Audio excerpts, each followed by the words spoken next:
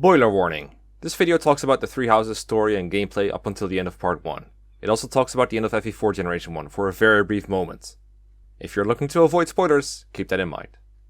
Hello everyone, Mekkah here with Mangs once again for some more thoughts. Be gone!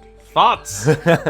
No, don't be gone. I need a lot of thoughts for this one. I can't do this on my own. But Mekkah, we haven't beaten the game yet, so how can we have opinions? Oh, right. Let's address that real quick. Okay, so I get why people say, like, don't judge the game as a whole because you haven't seen the whole thing yet. But the thing is, we're not judging the game as a whole. We are judging our impressions so far. We are saying what we think of the game so far. And we're voicing, like, if we voice a concern or, like, a criticism or negativity, that's because we're kind of worried that it might go wrong if it keeps on going like this. But it might very well be that in other routes or in future parts of the game, our questions will be answered, or maybe we missed something. That's completely fine. But the idea that we can't have opinions because we haven't seen the whole game yet is pretty flawed in my opinion because, well, I mean, I guess I'm not supposed to have an opinion, but I know I'm not supposed to give my opinion, but impressions so far can be very telling on a game. And I come off a pretty heavy review on a game that, like, actually plays into this thought very well. It's called FE7, where you face things that you wonder about. You're like, hey, wait, why did that happen? Wait, what? Huh? I'm kind of confused. Maybe you'll explain it later. And then you just sort of forget about it and the game moves on. And at the end of the game, you're like, yeah, that was a fun game. I had fun. And you just don't remember all the weird things about FNL and all that kind of stuff. And that made me very weary of that kind of stuff. And that's why I have been so vocal when playing this game. Like, I wonder how this is going to get resolved. I wonder how this is going to resolve. And there are things in this game that I have a feeling are not going to get resolved to a satisfactory way. Maybe not in this playthrough, that's fine. Maybe it explains it in another route, but it is something I am a bit weary of. But just because I pointed out doesn't mean I hate the game or anything. I mean, I love this game. I played like hours and hours per day and then co-commentated for hours and hours a day. I have a lot of fun doing it. And I think Mangs is the same. Like, it doesn't mean we hate the game. It just means we point out both the good and the bad. We're being honest. I would also like to say that you should play all the routes is not an argument for defending a story. Like, each of the stories should have a satisfying conclusion to itself. If you tell me that, like, right now I am on the Black Eagle's Edelgard route, which is, you know, there's actually 2 Black Eagle routes. That route alone should make the story come to a conclusion satisfaction. It should not be like, Mangs, you should play the Golden Deer route before you're allowed to criticize the Black Eagle's route. If that's the case, I would say that's bad design. Yeah, even if that was the case, if the game does want you to not play it first, then at least the game should make it clear that, like, this is not good for first timers in some way. Because otherwise, I mean, the way the game is presenting it, it's like, okay, you can play this first. It reminds me of people who say that in order to judge a character, you have to read all their supports. But I can have a pretty good impression of a character and whether I like them or not, just based off of their behavior in the story. If the supports give a lot of background, that's cool and that's nice, but that doesn't mean that the character can't be, like, annoying or feel like, I don't know, it's just a feeling, you know, and those feelings I think are pretty legit. Like, you can't expect everyone to read the whole support conversation behind them just to have an opinion on the character. Like, Bernadetta annoys the fuck out of me, even without support conversations. So I think there's a big difference between, like, criticizing something, writing a full review of something, and just having an opinion on something. Yeah, we're doing now is not a full review. Yeah, if I make a character spotlight on Bernadetta and I don't read all her supports, then you have good reason to call me an idiot, because then I didn't do my research properly on Bernadetta, and so very good point. It is very invalid for me to actually write a full review on her.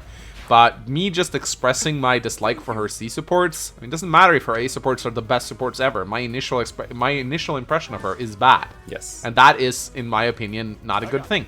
Yes. And, I mean, I'm not even looking for negative things to nitpick. These are just things that I noticed. And I think if you don't point out the negative things you notice along with the positive, because there's plenty of positive things to talk about too. But if you don't point them out both, you're kind of being dishonest with what you think so far. Like, let me just say right now, Three Houses may just be one of my favorite Fire Emblem games so far. And that's not something I say very lightly. It is at least in the top 3. I really, really love this game. Yes. But there's no need to get defensive just because someone is critiquing something. Like, it's okay to criticize something. Yeah. Like, it doesn't mean we criticize things because we love them. Yeah, exactly. It's like that whole thing where the Fire Emblem fanbase is like a reputation for being negative just because they dare to criticize their games. Again, look at what happened to Pokemon. Nobody criticized it, and now you got Dexit. That's what happens if you don't get critical. Sorry. Sorry for being a bit critical, but I will say I do love a lot about this game. I'd love to talk about something positive first, but I'd like to get Byleth out of the way because that was something that a lot of people had that criticism of, where like you can't judge Byleth until you've seen the whole game. So Yeah. with Byleth now, I wrote out a lot for this because I really wanted to gather my thoughts properly, and I had a bit of trouble like comprehending his exact timeline too. So I wrote it We out a should bit too. probably specify where we're at in the game. Yo, 'cause yeah, I just- forgot. Sorry. Yeah. Yes, Mangs is basically up to the time skip. I'm a little further ahead. This video is Yeah. going to talk purely up to the time skip, and Yeah, that's it. so No everything further. prior to the time skip Yeah, is part is one fair only. game. All right. So if you somehow haven't played like part 2 yet, you're fine. If you've beaten part 1, there will be no spoilers for you in this video, as far as I'm concerned. Like, I don't want to spoil Mangs, so I'll be very aware of what I'm saying and what I need to keep in mind. So yeah, no spoilers with regards to part 1. So, or rather, you know what I mean. You know what I mean. So, Byleth, last time we were pretty critical of Byleth. We were like, this is one of the few things that we think is a big, well, not a big problem, but like we're kind of worried about him. You know, we're kind of like, yeah, I'm not sure if I'm a fan of this. With Byleth now, it has been explained at least why he doesn't have any emotions. So why he doesn't laugh, why he doesn't cry, or why he doesn't have a heartbeat. So here's the timeline of Byleth like I understand it right now. So Jeralt and a nun at the monastery, someone related to Rhea, I think, because Rhea said at one point like, she's my, and then she got cut off because this game does that all the time. And she's like, someone related to Rhea had a kid, and then Rhea at some point in time did a ritual that would make him a host of Sothis, I think, causing Byleth to hear the voice of Sothis in his head from basically when he was a baby. And Rhea did this without the knowledge of Jeralt, but when Jeralt found out, he got pretty scared. This ritual, I think it got Byleth's mom killed, because apparently she had to choose between her own life and the baby's. She chose the baby's. The baby lived, and Byleth's mom died. Jeralt got spooked by Rhea doing this, so when a fire broke out in the monastery, he faked the baby's death, and later he ran away and smuggled the baby with him to escape from the church because he got scared of Rhea. Is that your perception as well? Yeah, that's what I got, Okay. So there are still a couple of things that I'm kind of curious about that I don't really know, and I'm not sure if the game is going to resolve this because a lot of characters that are involved with this are now like dead or not in reach anymore. Like, one thing I don't really get is why Byleth does not recall certain parts of his past, particularly his time with Jeralt. He seems to not remember a lot of the things that happened between when he rejoined the monastery and when he ran away. In fact, I don't know. And sometimes you get these weird, like sometimes when people ask you about your past, you get two choices. Like you either get I don't remember or yeah, I suppose. So it's like they're trying to put you in the shoes of Byleth, because we don't know. Like, Byleth may know, but what we know and what Byleth knows are two different things. Very much. I don't actually know at what least Byleth knows. And at least in Awakening, when you are the Avatar, they explain this away by giving you amnesia right from the start. So you literally know as much as Robin does. But with Byleth, it's not so clear, really. I don't think, like, we're not supposed to I'm still not sure what his memories are, no. But it seems to not... No. That set that support kind of cleared it up that he really doesn't actually have a memory of, like, anything. I think that kind of seals it beyond doubt that he has some kind of amnesia. But that should not be hidden in a support. No, absolutely not. And I also don't know why he has that amnesia. Is it a side effect of the goddess thing? And if so, Could be why? the Sothis, yeah, because Sothis definitely has amnesia. Sothis does, but I mean... Although sometimes she seems to randomly just know things. She's she's very specific amnesia. Yeah. And then, like, Byleth seems to remember everything that happens when he's awake and with Sothis. So why is his memory with Jeralt such a mystery? Because he doesn't remember anything when he like goes to sleep for fucking 5 years. He doesn't remember anything before the lords run up to him or something. I don't know. I'm wondering if this will be explained. It might be.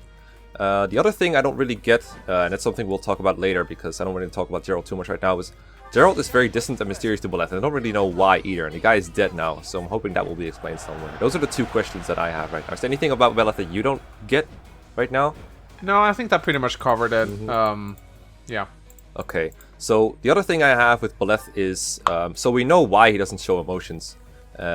So it's been explained why he's a quiet avatar. I can't say silent because he does actually talk sometimes through like the dialogue things, and sometimes he says when he levels up or whatever. So I prefer to speak of him as like a quiet avatar rather than a silent one or a quiet protagonist. Yeah, that's a better way to describe him. He's a quiet avatar. Because his personality is quiet, but I gotta say I'm still a big fan of him and his presence in this story, because for what I feel that Corrin annoyed a lot of people, and me included, because everyone sucked up to him and he didn't deserve it because he was pretty unqualified compared to the likes of, Ryoma and Xander to lead the army of their respective countries. Whereas Byleth, he's much more qualified, but that's because the whole story and the world were written to make him as powerful and important as possible. Like, he's a professor, he's a veteran mercenary, he's a tactician, he's literally one with the goddess at some point, and everyone praises him for it. And that's, from the perspective of the characters, it makes sense for them to praise Byleth for being amazing, because he is pretty much everything you could ever want to be, regardless of whether you, like, it's tragic, of course, the things that happen to him, but he's basically a god. He can do no wrong because he does a lot of right things. He has in every way, he has a lot of status. So except for in Myrat, where he literally seems to do the wrong. yeah, that's true. Some people do end up hating him over it, but that's because of the choices he makes and the sides he picks. That's something different, I think. But yeah, I definitely think that Byleth. I mean, I understand. Like, I think Byleth actually takes away from the story more than he adds. I understand. Like, the Avatar character is such a popular thing, and it's certainly hell of a lot better than a Core in 2.0. Let me tell you that, but. I will say that my opinion on Byleth right now is that I feel like he takes away from the story. Yeah. So, like, I get the thing is you can't really take him away out of the story because it was written all the way around him. They wrote him in a way, like they wrote. So he is quiet because there's a god inside him, but really he's quiet because he's an avatar and he has to be kind of quiet. Or yeah, I don't know. It would be a lot harder to write if he wasn't quiet. So they made a rule that if you have a goddess or something inside you, then you're quiet. Even though that's not really something established in Fire Emblem. Radiant Dawn spoiler coming up. If you don't want to hear it, mute until this message goes away. Like Micaiah, for example, she had Yune inside of her at one point. That didn't make her any more quiet. I mean, she had to shut up when Yune was talking, but that was about it. So this was more of a rule invented so we could have a quiet protagonist. So that means that that's just one example of how Three Houses seems to be written in a way that makes a character fit the mold of a quiet avatar rather than that it organically fits into the story, if that makes any sense. It's like they made it make sense for him to be the way he is within the story, but it's still so obvious with the track record that they have with like Robin and Corrin and everything else and Chris that like they wanted to have some kind of power fantasy with a self-insert, but that's supposed to represent the player the way they say like you're this person, what's your name, fill in your name, now you're that person. So I personally, when I play Fire Emblem, I've never needed all of this gratification to be invested in it. I can get invested in a main character, like, I hate to use my favorite about it. I get invested in Leaf, even though I am in no way like Leaf.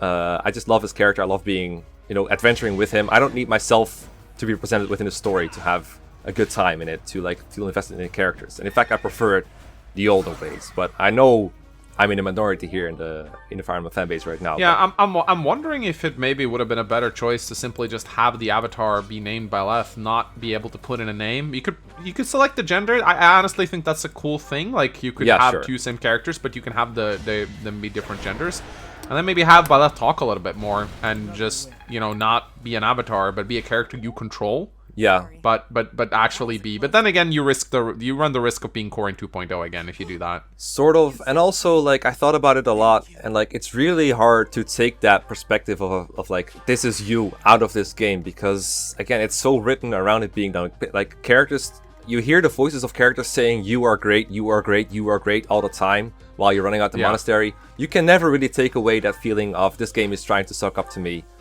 in this game without really changing everything, which it does it a lot less than Fates, and it does it a lot less than Do you think so? New Mystery of the Emblem. A little bit less. Oh yeah, a little bit. It does it less. It's not as much, but it's there. It's there a lot. It's justified in universe, but that doesn't make me feel a whole lot better about that. But I think if they wanted to, if they from the very start decided not to do this, they could have done it, because I think the conflict between the Empire and the Church is actually something I could really get invested in without the Avatar. It could have been written in a way that just involved one of the lords as the main character, if you know what I mean. Yeah, that's what I thought. I thought that your route would be picking Edelgard, Dimitri, or Claude as your main character. Yeah, but instead it's really just always about Byleth, and then the lords are just like a means to an end for most part. Well, I guess it'll be different after the time skip, but for right now, they have been pretty much the story of Byleth and everyone around him. Yeah, so absolutely. Yeah, that is pretty much everything I have to say about Byleth. I don't know if there's anything you want to add. And let me I would just like to finish off by saying that for those of you who have played the game like 3 times right now and you've seen every little detail, just be aware that we're just, there might be things we miss, but these are just the opinions of a first timer. And like, I don't think that, like, I know people joke around a lot that I don't pay attention, but if me and Mekkah have the same opinions on something and we both play the game, I think like calling it just both of us missing it at the same time, I think that's a bit naive. My point is that me and Mekkah are sort of representing the opinions of someone who experienced something for the first time. Yes, we may have missed something, but if we both missed it, that's an awful coincidence. Yeah, that generally means the game doesn't make it completely clear. I know there's like sometimes I just tend to overlook things due to banner blindness or like just being occupied with other things. But I mean, you've essentially played the game twice because you played it and you watched me play it. Yes. So if both of us miss important story elements, I mean, it could be a coincidence. Could maybe that both of us didn't pay attention at the same time. But I think it's more accurate, like, because if I missed something, Mekkah would probably say, oh, no, it's supposed like that. Or if Mekkah missed something, I would say, no, it's like that. Both of us, I wanted to point that out, because I'm sure we're going to get some comments. Probably, yeah. Keep in mind, don't spoil us on, like, post-time skip stuff yet. Because don't explain stuff we ask here with post-time skip stuff. We'll find it out ourselves, don't worry. So, Jeralt is going to be a lot more brief, because, you know, he's already gone, so there's not too much left to talk about. But I think we both agree that Jeralt didn't have enough of a presence in the story for us to really care a lot. Like, do you agree? Yeah, no, when he died, I did have a reaction, but it was mostly like, oh my god, Fire Emblem, really? You killed another dad? Yeah, it was like... That was sort of the agony that I felt, like, oh my god, like... I must admit, when Byleth cried, it touched me a little bit more than I thought it would, because it was sort of sad. But it was pretty fleeting, and I think it could have been a lot more impactful than it was, because... I did point this out several times, that I wanted to see more bonding moments between Byleth and Jeralt. I wanted them to have more conversations. I wanted them to have a cinematic where they walked outside the monastery and talked. But the only few conversations we got like that were ended too quickly, because Jeralt was like, sorry, I didn't tell you about your mother, kid. Maybe I should have done that. And then like he just walks away, and it's like, okay, what if... Could we not have a scene where he talks a little bit about her? Yeah, this game just has a lot of scenes in general where it feels like they're about to explain something and then it just skips over to something else. And Jeralt is guilty of quite a bit of it as well, which kind of sucks. I know they're trying to go for Grail, but I think I saw a comment that was like, yeah, but Jeralt didn't really feel like the invincible Grail. Like, Grail wasn't super overpowered because he like hurt his own arms and stuff. But he used to be super powerful, and it's pretty believable. With Jeralt, we never really see him pull off anything super impressive as far as I can tell. And even his stats in the game aren't really all that impressive. He's running around with that steel lance of his. Yeah, it's not, in most of the chapters he's in, in the prologue he kicks ass, but in these subsequent chapters that he's in, he's just really like a slightly stronger green unit. He doesn't even double or kill anyone. Yeah, when he's around in the Solon battle, he's actually worse than a lot of your units, I think. And of course, he can die. I think he can die if he goes up against the boss. Yeah, so that boss sucks. Yeah, and he's also like, he was really handing out those death flags like willy-nilly all the time. Like, holy shit. Yeah. I mean, it was a meme pretty much that Jeralt was gonna die, and we're just gonna make like jokes about when it's gonna happen and stuff. But I didn't expect the game to be so like. It's almost feel like they were self-aware of just how much death flagging he was throwing around. I must admit, he lasted a hell of a lot longer than I thought he would. I think they did it on purpose, actually, to make him. I thought he was going to die in the prologue, to be honest. Yeah, that would not have been unlikely. Like, but I will say the way he went down, sort of disappointing. I mean, Kronya. I'm not sure if she comes back, but she sort of dies afterwards. She's such a minor character, and almost like, I mean, at least in Path of Radiance, Grail got killed by someone significant, you know, and then here it's like, I don't know. It was resolved very quickly through Kronya, because Kronya, I think, also is pretty much dead. And there's a lot of I don't know. She might come back, but I feel like if they wanted her to come back, they would have made it very clear that she retreated.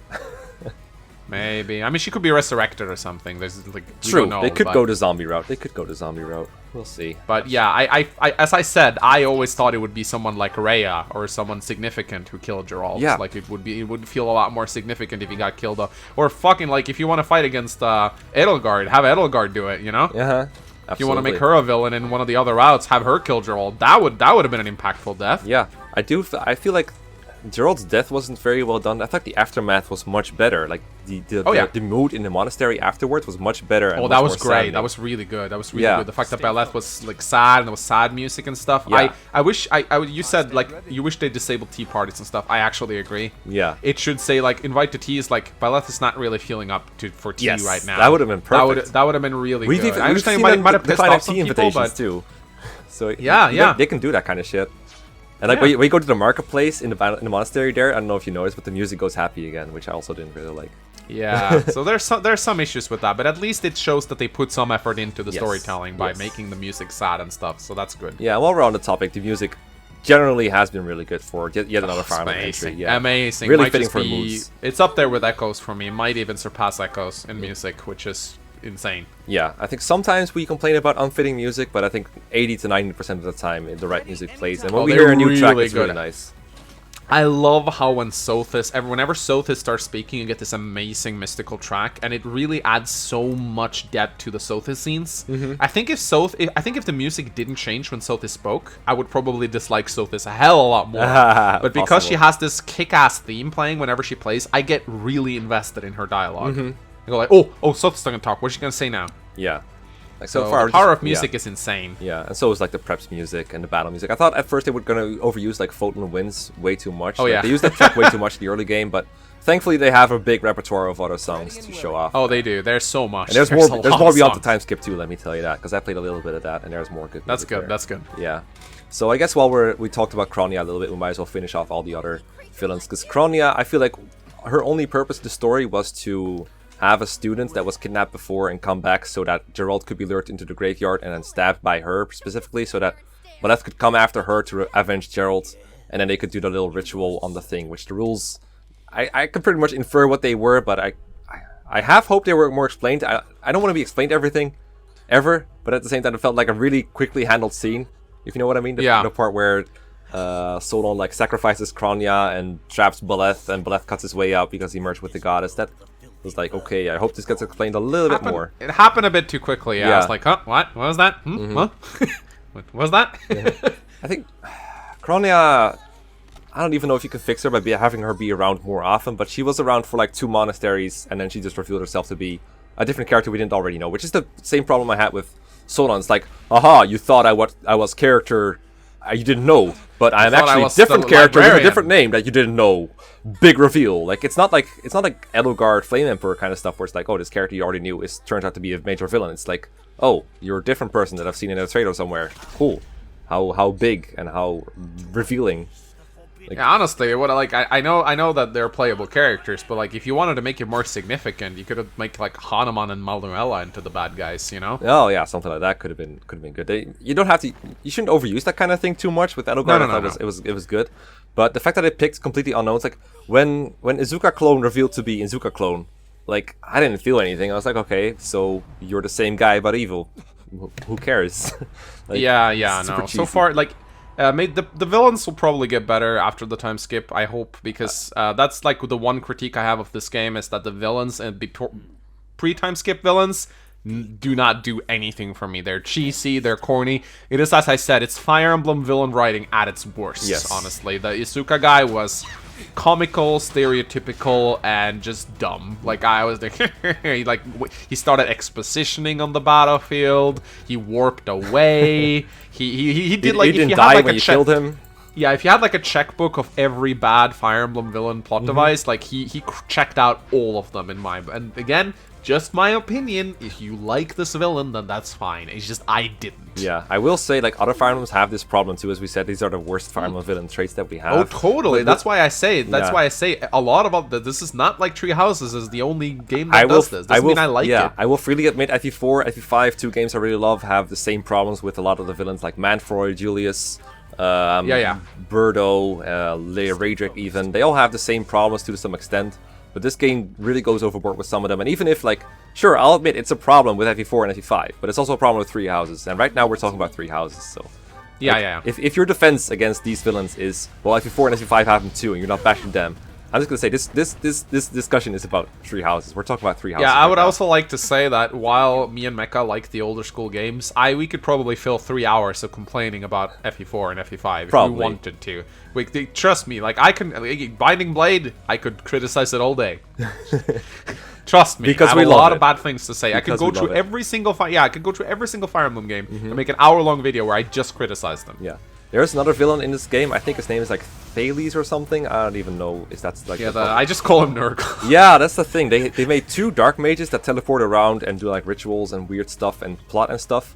If they did look so different, I would have a very hard time telling them apart. But the main difference between them now is that one of them is dead and one of them is alive.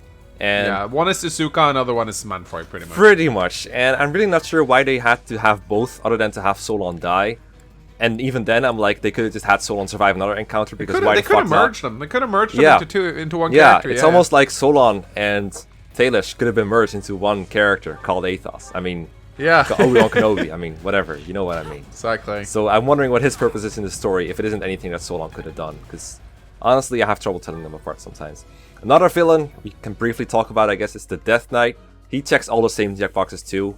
He's more of a comical kind of villain, but I have encountered this guy 4 times now. And every single time, he's like, I want to fight, I want to kill, I want to have fun. Every single time I beat him, he dies. Or he actually doesn't die, he just warps away. And that just makes me feel like, okay, I have no idea when I'm actually going to get to kill this guy, but when I do, it will not be satisfying at all. Because I fought this guy like 4 times already, and it's like, what's even the point anymore? Also, one thing that I thought about, like, the game does a really piss-poor job of integrating its cinematics into its actual gameplay. So you remember that chapter where Flame gets kidnapped, right? Yes. Yeah, so you go down into the basement. Who do you meet there? The Death Knight, right? Yes. Stands right in front of you, and he goes, ha ha ha ha, now you die. And then he retreats into his little the game chamber. Starts, where is he? In the chamber far away. In the chamber far away. Why? I mean, did he warp? Like what? Like that to me is... he probably did warp. The question is, why did he warp?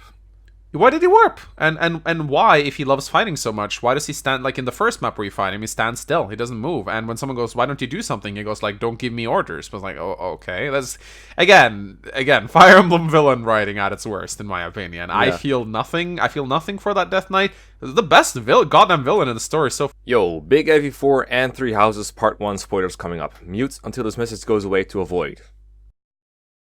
The best goddamn villain in the story so far has been Edelgard. Yes, absolutely. That's the last villain I want to talk about, Edelgard. I actually like Edelgard a lot more as a villain in the Golden Deer than I like her so far on Your Routes. In Your Route, she shows a lot of vulnerability that is almost like out of character for her. Like she's blushing and everything and talking about a lot of dumb stuff like eating sweets or whatever. I actually loved her a lot more as like this... Well, I wouldn't say bloodlusty is maybe a worse word for it. Oh, she's bloodlust. Yeah, but she's like, she's idealistic. She's a kind of Arvis that I can relate to. I have a lot of trouble relating to Arvis the way a lot of people do, because people paint him as some sort of super morally great person that couldn't do wrong or whatever. Yeah, like, no, Arvis was a dick. Oh yeah, Arvis was pretty much just, I mean, he has his ideals, sure, but because most of them are like told and not shown, and because he still murdered Sigurd on my fucking screen, and that still hurts. Oh, FE4 spoilers, by the way. I'm gonna put that in the video, remind me. Yeah. Yeah, like...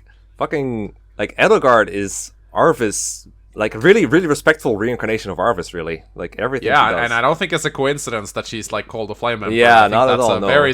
This game flirts a lot with genealogy of the Holy War. It really does. So much. I want to make a separate video, just how much this game flirts with FE4, because then I could talk about that for hours. But yeah, I absolutely love Edelgard as a villain that I can get behind. And I love how I have like a unique perspective on her as a villain, because I watched you play the Black Eagles pre-timeskip.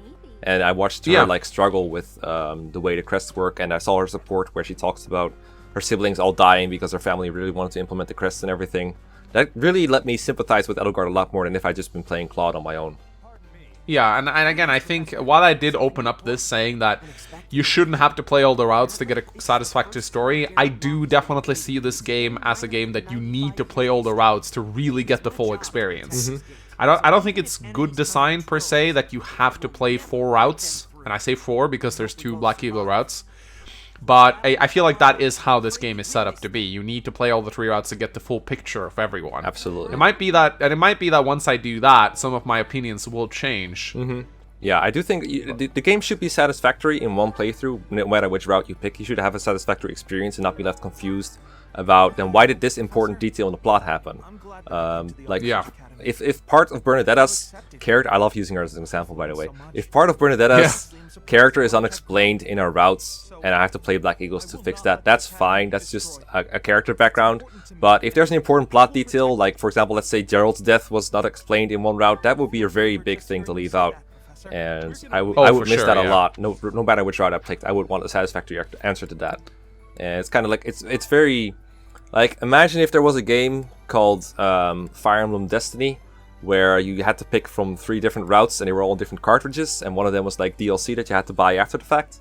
And oh man, can you believe that? Yeah, imagine if there was a game like that, with like a main character called Nirok. You know, that could be very bad. People would probably not like that, and I'm glad this game is not like that. Where 2 of the other routes have a very unsatisfactory. Yeah, where characters go like all the time, like, oh, if only you bought Fire Emblem revealing things, then maybe this would have been explained to you. But instead you decided to buy Fire Emblem Victory or Fire Emblem Birth Death. Birth we route. get it, we get it, Mecca. Okay. We get it. Yeah. Okay. So that is. I'm glad that's the case.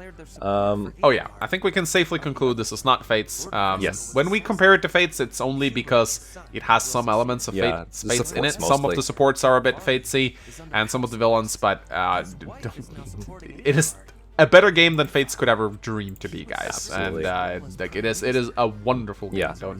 Don't get it wrong. We are greatly enjoying this Yes. game. Let's round it out with something positive because we haven't really talked about the gameplay very much yet. And oh my god. No, this let's talk about the Yeah, gameplay. it's so great. much fun. There's so much It is so quality much of fun. life in this. My favorite addition, I think, is the AI lines, where you can see when an enemy is going to attack, and you can plan ahead. Yeah, and the updated movement ranges when you move a unit Yeah. out, the enemy moves up, because that's been one of my main issues with Fire Emblem. Yeah.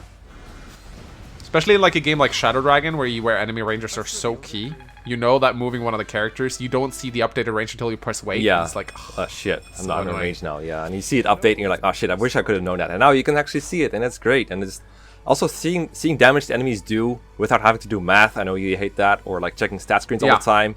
I think that must have been very annoying to watch for people who watch Let's Plays. I don't watch Let's Plays ever, but like having someone check all the stat screens all the time is probably super annoying to watch. In this game, you could just move your cursor on a character, and you can see which enemies get to attack them. And it's wow. it's amazing, and yeah, I was worried first when I saw it. I was like, this is gonna ruin Fire Emblem. Nah, it's actually made it better. It's a big improvement. I also like very minor things like the flyers having more flexibility on where they can go, like standing on top of towers and like. Yeah, should get more of Yeah. those, I guess. Or like sometimes in like Radiant Dawn or Path of Radiance, you have these like tiles that you can't properly see because they're behind buildings or whatever. It's like the annoying bit between going back from top down to sort of like a 3D perspective. But in this game, you can move the camera Yeah. around, or you can like slide it over and backwards, or you can like twist it around gas style, and you can see everything you need to see. And Yeah, the only thing I wish they'd be a bit clearer on is like the area of effect tiles are a bit confusing sometimes when you do gambits. But aside from that, the game is really good at telegraphing I shit. think that's more of a color issue, honestly, than a yeah, it might perspective be. It issue. might be my colorblindness. Yeah, no, I have fucking the same over, problem. The arrows are yellow, and so are the barriers of the monsters. So I wish if you're like targeting a monster, maybe it should turn red or something so you can see it better. I think that would have been a good thing. There are supposedly a Yeah, I was about to colorblind say they should mode, implement but- like a colorblind mode and actually But do I it. don't know how to turn it on yet. Yeah. I also think the difficulty of the game is just right, really, for people who are new to this game, but not new to Fire Emblem in general. I think hard mode is generally pretty satisfactory. I might be breaking Yeah. it a tad with my Wyvern Scroll right now, but generally I'm still having a lot of fun. I don't think it's too hard or too easy right now. I'm dying plenty of times. Divine Pulse, I'm still a little bit iffy on. I feel like it makes the game a bit too easy sometimes, but at the same time, it makes Let's Playing it a lot more fun and easy. So Oh, for sure. I think as we've said before, Divine Pulse maybe not the best gameplay mechanic, but it is a Let's Player's wet yeah, dream. absolutely. But I do wish that like I have like 8 or 9 charges now. I wish they'd just cap it at 3, because if you have 2 or 3 charges, you're still somewhat like careful about using Yeah. them. Right now, I would literally use if I traded an item wrong, I would contemplate using. Yeah, Divine you Pulse fix to, a like, typo retrade with it. that shit. It's like, yeah. Yeah, it's like I got 9 of them, and I haven't even locked up. I have 4 yet to unlock in the monastery. I Jesus think I can. Christ. I will eventually end up with 12. I think I have 7 right now, and I didn't get the one from Monastery because I feel like I already have too many. I didn't really care to unlock more. Like, And you actually, what I really liked actually is you got a Divine Pulse charge from Sothis from clearing a Paralog. Oh, and that would yeah. have been a lot more impactful if we had like 2 or 3 of them. I would have been like, whoa, that's a cool reward. But now it's like, Hey, all another right. one. It's like when you're the youngest kid on Christmas Eve and everyone gives you presents, and like someone comes to gives you another present. You're like, yeah, thanks. yeah. And I also gotta say, like, last thing really is like the monster battles. I think they turned out pretty good. I was afraid they'd be too difficult, but once you know the mechanics, it's actually pretty satisfactory to kill them. Oh yeah. And most of the time, I Yeah, end the up. breaking thing is oddly satisfying. Yeah, it's really actually, cool to break get an all their item from squares. doing it. I'm still not sure on like every single mechanic. There's still a lot to find out, but I like mechanics like that make you puzzle a little bit. It was hard to figure out blindly. I think we both agreed that the tutorial could have been a little bit better in some aspects, but comment section was pretty helpful too. Yeah, comment section always helpful. I like how there's gambits that can like break all the things at once, or like do a lot of damage to all of them Yeah. at once. But those gambits are more limited. Very fun. Yeah, they are. Gambits are very fun, but the easier the game gets, the less I find myself relying on gambits. Yeah, I think the one I use the most is Stride, and then when I fight monsters, I use some of the other ones, and that's really about it. I know later on you might need them more. I know Chaz said like Yeah, past times you need them Chaz apparently says that like in some endgame maps, like you use up all your gambits and you wish you had more. So I mean, Chaz is pretty bad though, so we don't know. He thinks dancers are bad, so I don't know how much I want to listen to him, but, you know, it might be the case. Yeah, I like using Gambits sometimes. I don't really use them on generic enemies all that much yet, but maybe disabling some powerful ones will save my butt in the future. So far, what I've seen from Lunatic is Lunatic looks insane. Like, the boss moves off his fort, he one-round students. At least in the screenshots I've seen. I'm not sure how reliable they are. They might be a work in progress. Costas, the first brigand boss. Okay. He, like, one-rounds most of your students. Oh, that's funny. Based on the screenshots that Death Chaos 25 Oh, it's in the Red Canyon map. The Red Canyon map, okay. Yeah. Which may not be complete, but and Infernal is definitely not finished yet. But I do hope that since they're actually adding 2 difficulties, don't go too insane on Lunatic. Like, make Lunatic challenging, but don't make it like Awakening Lunatic Plus level or like Reverse Lunatic Heroes of Light and Shadow. Like, Infernal can be that. Infernal can be the insane difficulty. Lunatic, I think, should just be hard plus. Yeah, should be hard for people who played the game once, and that's really about it. Like, make it about as challenging as, I don't know. And yeah, I hope it does things like reduce Divine Pulse charges and stuff. Nice. Those limitations, that could be interesting. I don't know how they would do that. But yeah. I do hear rumors of ambush bonds, though. That worries me. They're worrying, but we know where they should be. As long as they don't add more, or they like they warn them somehow, that would make them okay. I think. I don't mind ambush spawns too much because non-ambush spawns, they're just not a threat at all. So you gotta. It's hard to find a sweet spot where they actually work. Yeah, I look forward to Lunatic. I look forward to playing. I'm probably gonna play like Blue Lions Lunatic at some point. Yeah. That's the only route I haven't really seen, besides maybe the church route. I'm interested in that one as well. So. Looks like this game has quite a bit in store for all of us. And Infernal is also going to be quite fun to watch, probably. I wonder how hard it's going to be with Divine Pulse, because you know that does make things a lot easier. Interesting to say. Yeah, I don't know. I'm curious in your thoughts as well, because I think we've pretty much just got everything. We've been going for like about 30 minutes, so we should call it a day here. Yeah. Thanks for your thoughts. Leave yours in the comment section. Tell us how wrong we are, or tell us how much you agree with us. Yep. It's fine. It's okay to disagree with me, and it's fine to disagree with Mangs. Okay. I do it all the time. It's okay to have opinions. I have a lot of experience. It's okay to have opinions. I have an opinion, and that's a fact. So let me just tell you that right now. But I like this thing. Yeah. I like this thing. I don't like this thing. The thing fucking sucks. Bye. Bye.